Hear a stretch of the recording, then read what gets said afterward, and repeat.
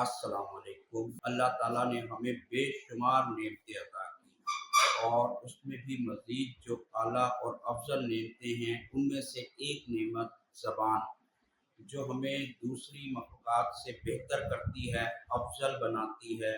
اور اگر زبان کا صحیح استعمال ہو تو ہم درجات کی بلندیوں کو چھو لیتے ہیں، اور اسی زبان کا اگر غلط استعمال ہو تو ہم دنیا میں تو رسوا ہوتے ہی ہیں، آخرت میں بھی تباہی اور ذلت ہمارا مقدر بن جاتی ہے۔ زبان کے متعلق اللہ پاک نے سورہ رحمان میں ذکر فرمایا، الرحمن علم القرآن خلق الانسان علمہ البیان۔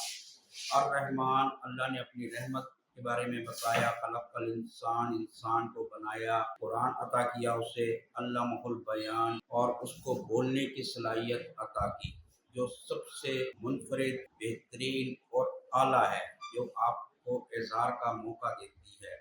لیکن اس کے ساتھ ہی اللہ تعالیٰ نے سورہ کاف کی آیت نمبر 11 میں بتا دیا کہ اے ایمان والو، تمہارے ہر لفظ پر ایک نگہبان ہے، فرشتے ہیں جو تمہارے تمام الفاظ کو ریکارڈ کر رہے ہیں، اور اس کا حساب ہمیں روز قیامت دینا ہوگا۔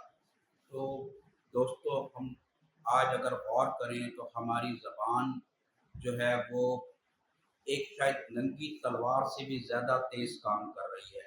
آج ہم کسی دوسرے کو بے عزت کر کے، اس کی دل آزاری کر کے، ان کی انسلٹ کر کے اس پر رہی سہی کسر فخر محسوس کرتے ہیں،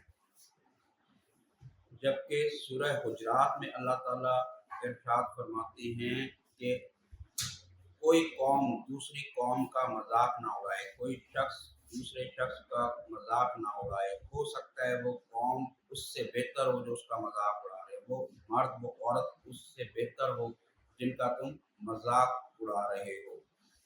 اسی بارے میں نبی پاک صلی اللہ علیہ وسلم نے معاذ بن جبل کو اتنے بچوں کی طرح ایک فزیکلی زبان کو باقاعدہ پکڑ کر فرمایا کہ معاذ، پورے دین کا خلاصہ ہے یہ، اس کو قابو میں رکھو۔ اور ایک اور جگہ ارشاد فرمایا کہ اگر کوئی مجھے مسلمان دو چیزوں کی ضمانت، اپنی زبان کی اور اپنی شرمگاہ کی ضمانت دے دے تو میں اسے جنت کی ضمانت دیتا ہوں۔ تو محترم، آج اگر ہم غور کریں تو ہماری زبان اس قدر تیز، اس قدر تلخ اور اس قدر زہریلی ہو چکی ہے کہ شاید پرائے تو پرائے ہمارے اپنے بھی اس سے محفوظ نہیں ہیں۔ آج کسی کو تکلیف دینا، کسی کو زبان سے ضرب لگانا، اسے سچائی کا نام دیا جاتا ہے، اسے صاف گوئی کا نام دیا جاتا ہے۔ میرا تو انداز یہ ہے، میں تو صاف گو ہوں، میرا دل صاف ہے، اس لیے میں سخت ہوں، میں کڑوا ہوں۔ میرا ان تمام حضرات سے ایک سوال ہے کہ کیا نبی پاک صلی اللہ علیہ وسلم کی ذات سے زیادہ کوئی سچا تھا، یا سچا ہے، یا سچا آئے گا؟ یا آپ سے زیادہ کوئی میٹھا تھا، یا میٹھا ہے، یا میٹھا آئے گا؟ تو خدا را اپنی زبان کی حفاظت کریں۔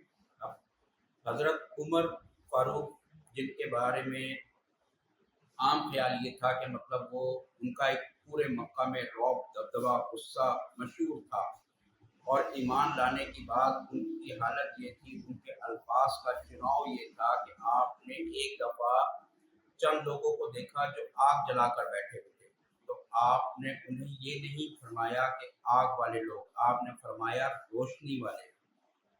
کتنا احتیاط ہے الفاظ کے استعمال میں۔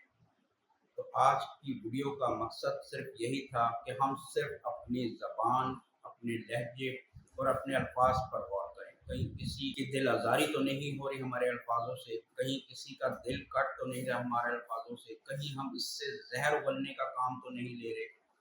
خدا را اس کو اپنے قابو میں رکھیں تاکہ ہمیں دنیا میں بھی عزت ملے اور آخرت میں بھی ہمیں کامیابی ملے۔ اس دعا کے ساتھ کہ اللہ تعالیٰ ہمیں بہت سی آسانیاں عطا فرمائے اور آسانیاں تقسیم کرنے کی توفیق عطا فرمائے۔ اللہ حافظ۔